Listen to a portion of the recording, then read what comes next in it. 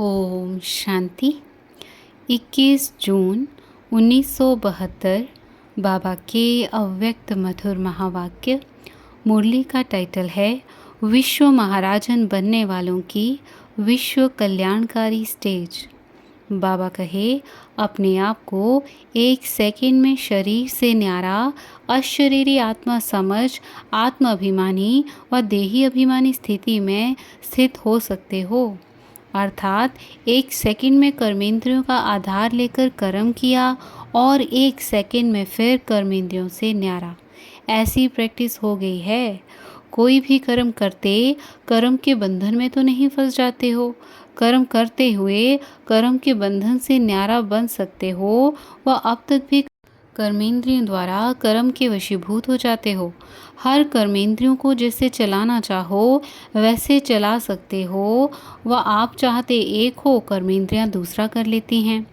रचयिता बनकर रचना को चलाते हो, जैसे और कोई भी जड़ वस्तु को चैतन्य आत्मा व चैतन्य मनुष्य आत्मा जैसे चाहे वैसे रूप दे सकती है और जैसे चाहे वैसे कर्तव्य में लगा सकती है, जहाँ चाहे वहाँ रख सकती है। जड़ वस्तु चैतन्य के वश में है। चैतन्य आत्मा जैसे चलाना चाहे वैसे नहीं चला सकती है। जैसे जड़ वस्तु को किसी भी रूप में परिवर्तन कर सकते हो, वैसे कर्मेंद्रियों को विकारी से निर्विकारी व विकारों के वश आग में जली हुई कर्मेंद्रियों को शीतलता में नहीं ला सकते हो। क्या चैतन्य आत्मा में यह परिवर्तन की शक्ति नहीं आई है? कोई भी कर्मेंद्रियों की चंचलता को सहनशील सरल चित्त नहीं बना सकते हो। इतनी शक्ति अपने में अनुभव करते हो। शक्तिशाली आत्माएं होना। जो भाग्यशाली आत्माएं हैं वह शक्तिशाली भी बनी हैं। वह सिर्फ ब्रह्मा कुमार ब्रह्मा कुमारी बनने के भाग्य के कारण भाग्यशाली बने हो। सिर्फ भाग्यशाली बनने से भी मायाजीत नहीं बन सकेंगे।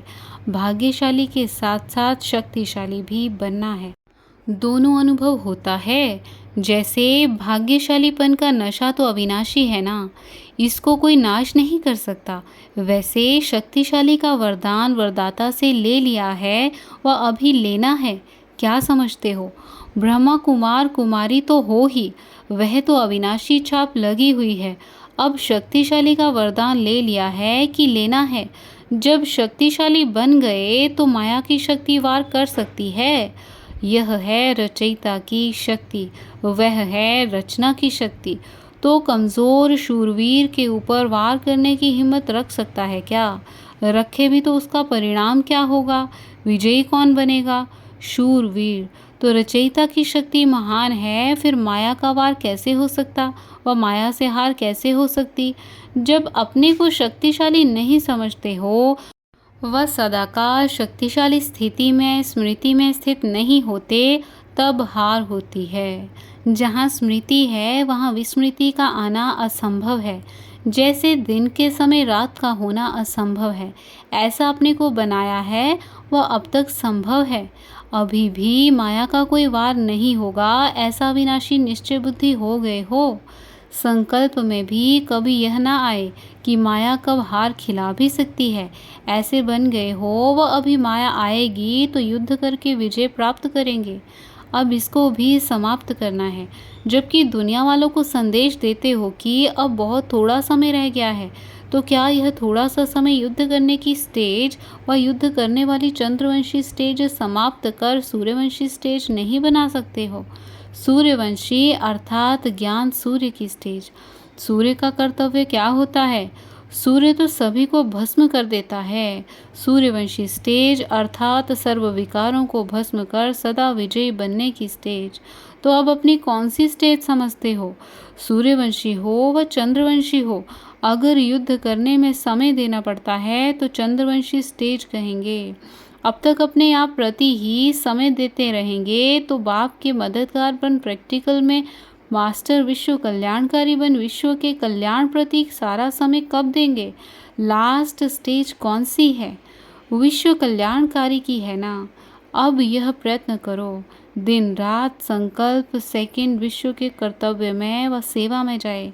जैसे लौकिक रीति में भी जब लौकिक रचना के रचयिता बनते हैं तो रचयिता बनने से अपने तरफ समय देने के बजाय रचना की तरफ ही लगाते। इसके तो अनुभवी होना। अगर अति रोगी, अति दुखी, अति अशांत रचना होती है तो रचयिता माँ बाप का पूरा अटेंशन उसी प्रति रहता है ना। अपने आप को जैसे भूले हुए होते हैं। वह तो है हद की रचना, लेकिन आप तो बेहद विश्व के मास्टर रचयिता हो ना। पहले अपने प्रति दिया, लेकिन अब की स्टेज मास्टर रचयिता की है। सिर्फ एक दो की बात नहीं, पूरे विश्व की आत्माएं दुखी, अशांत, रोगी, परेशान हैं, भिखारी हैं। बेहद रचना अर्थात सारे विश्व को कल्याणकारी बन सदाकाल के लिए सुखी और शांत बनाना है तो बेहद रचयिता का अटेंशन होना चाहिए। अब तक भी अपने प्रति बहुत समय दिया, युद्ध करने में ही समय जाता है या विश्व कल्याण प्रति समय लगाते हो? अब ऐसे ही समझो कि यह जो थोड़ा समय रह गया है वह है विश्व के कल्याण प्रति। भक्ति मार्ग में जो महादानी, कल्याणकारी वृत्ति वाले सेवाधारी होते हैं वह कोई भी दान आदि अपने प्रति नहीं करेंगे, सर्व आत्माओं प्रति ही संकल्प करेंगे। तो यह रीति रस्म आप श्रेष्ठ अथवा कल्याणकारी आत्माओं से शुरू हुई है, जो भक्ति में भी रस्म चली आती है। ज़रूर प्रैक्टिकल में हुई है, तब तो यादगार रूप में रस्म चल रही है। प्रैक्टिकल का नया यादगार बनता है क्या? तो अब यह परिवर्तन लाओ। दूसरों के अर्थ सेवाधारी बनने से व दूसरों के प्रति समय और संकल्प लगाने से, सर्विसेबल बनने से सदा सक्सेसफुल स्वतः ही बन जाएंगे, क्योंकि अनेक आत्माओं को सुखी व शांत बनाने का रिटर्न प्रत्यक्ष फल के रूप में स्वतः ही प्राप्त हो जाता है। जब सेवा करेंगे तो इसका खाता भी जमा होगा और सेवा के प्रत्यक्ष फल की प्राप्ति स्वतः ही प्राप्त हो जाएगी। तो क्यों ना सदा सेवाधारी बनो, तो अपनी उन्नति स्वतः ही हो जाएगी, करनी नहीं पड़ेगी। दूसरों को देना अर्थात स्वयं में भरना, तो स्वयं अपनी उन्नति के लिए अलग समय क्यों लगाते हो?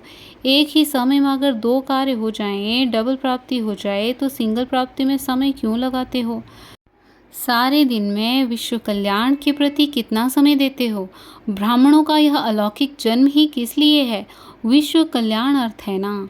तो जिस प्रति जन्म है वह कर्म क्यों नहीं करते हैं? जैसे देखो, जिस कुल में जन्म लेते हैं उस कुल के संस्कार जन्म लेते ही स्वतः हो जाते हैं। स्थूल काम करने वाले मजदूर आदि के घर में बच्चा पैदा होगा तो छोटेपन में ही माँ बाप को देखते हुए उस कार्य के संस्कार स्वतः ही उसमें इमर्ज हो जाते हैं। तो अब जन्म ही ब्रह्मा कुमारी का है, तो जो बाप का कर्तव्य वह स्वतः ही बच्चों के संस्कार होने चाहिए।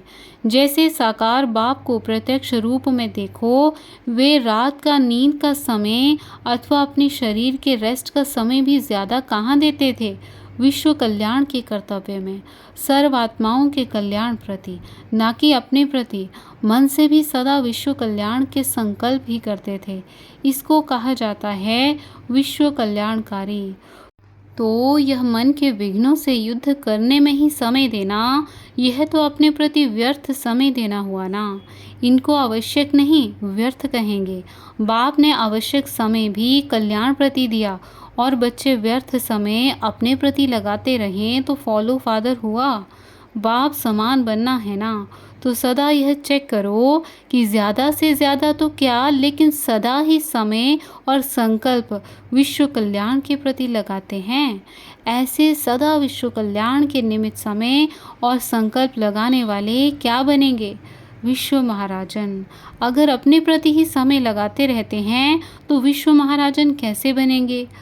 तो विश्व महाराजन बनने के लिए विश्व कल्याणकारी बनो। जब इतने बिजी हो जाएंगे तो क्या व्यर्थ समय और संकल्प आएगा? व्यर्थ स्वतः ही समाप्त हो जाएगा और सदा समर्थ संकल्प चलेंगे। सदा विश्व सेवा में समय लगेगा। इस स्टेज के आगे छोटी छोटी बातों में समय देना व बुद्धि की शक्ति व्यर्थ गंवाना क्या बचपन का खेल नहीं लगता है?